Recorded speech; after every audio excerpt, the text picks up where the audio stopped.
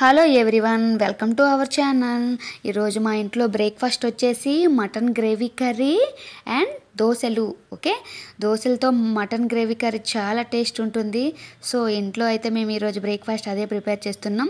Mutton gravy curry కోసం మేమైతే country chicken నుంచి మటన్ అయితే తీసుకొచ్చాము.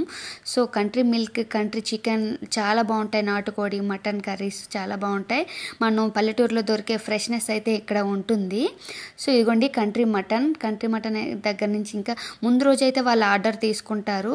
ముందు రోజే తీసుకొని ఇంకా మనకి తర్వాత రోజుకైతే ఇస్తారు. వాళ్ళు వెంటనే అయితే ఎవరు, మనకి ఏమైనా కావాలంటే బిఫోర్ డే అయితే మనం బుక్ చేసుకోవాలి. సో దానికోసం నేను ఆనియన్స్ అయితే రెడీ చేసి పెట్టుకున్నాను. ఆనియన్స్ కట్ చేసుకొని ఇంకా చిన్న చిన్న ముక్కలుగా కట్ చేసుకుంటే గ్రేవీ చాలా బాగా వస్తుంది. సో మటన్ కూడా క్లీన్ చేసి పెట్టుకున్నాను. చాలా ఫ్రెష్గా ఉంది, చూసారా? మటన్ కూడా చాలా బాగుంది. నాకైతే పల్లెటూరులో మన ఊర్లో దొరికే మటన్ అయితే అనిపించింది. టేస్ట్ కూడా అయితే చాలా బాగా వచ్చింది మాకైతే మటన్. సో దానికోసం చూసారా, నేను ఆనియన్స్ అయితే ఒక 7 ఆనియన్స్ కట్ చేసుకున్నాను. ఇంకా అల్లం వెల్లుల్లి పేస్ట్ ఫ్రెష్గా అయితే చేసుకున్నాను. ఇంకా కుక్కర్లో మటన్ అయితే చాలా మెత్తగా ఉడుకుతుంది కదా, చాలా బాగుంటుంది, మెత్తగా కూడా ఉంటుంది. సో ఇది వచ్చేసి ఇప్పుడైతే కుక్కర్లో నేను కొంచెం ఆయిల్ వేసుకొని చెక్క, మొగ్గ, ఆకు వేసుకొని ఆనియన్స్ కూడా నేనైతే ఫ్రై చేసి పెట్టుకున్నాను.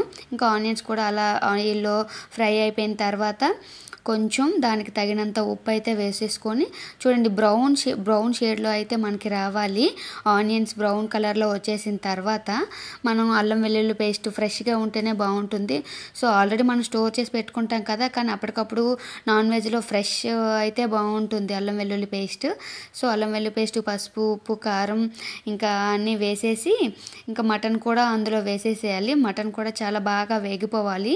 చూసారా, కొంచెం టర్మరిక్ పౌడరు, ఇంకా ధనియాల పౌడరు, నేను మసాలా అయితే తక్కువే వాడతాను. సో ఇంకా కారం ఇంట్లో ఊర్లో తెచ్చుకునే కారం అయితే తెచ్చుకుంటాను. కలర్ అయితే ఎక్కువ ఉండదు, కానీ ఫ్రెష్గా మన ఫుడ్ అయితే బాగుంటుంది. ఇంకా అయితే వచ్చేసి ఇక్కడ మటన్ అయితే ఆయిల్ కొంచెం పైకి తేలే వరకు నేనైతే అలా ఉడికించి పెట్టుకున్నాను. అలా వేపుతుంటే చాలా బాగుంటుంది. సో అలా వేగిపోయిన తర్వాత చూసారా, బొక్కలు చాలా బాగున్నాయి. మటన్ నాకైతే ఆ దుమ్ములు చాలా ఇష్టం.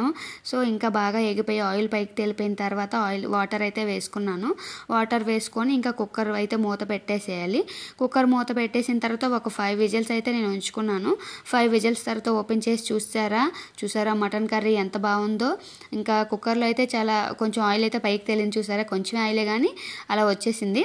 సో దోశలు అయితే చూసారా, అట్లు రెడీ చేసేసి ఇంకా అయితే అవుతున్నాయి. ఒక్కొక్కరు 5 తిన్నా సరే ఇంకా తినాలి అనిపిస్తుంది గ్రేవీతో పాటు. సో ఇంట్లో దొరికే మన పల్లెటూరులో దొరికే మటన్లా అయితే అనిపించింది. మాకైతే చాలా బాగా నచ్చింది. మీరు కూడా ఒకసారి ట్రై చేయండి. కంట్రీ చికెన్ నుంచి మటన్ అయినా నాటుకోడైనా తెప్పించుకోండి. Thank you for watching. Thank you very much.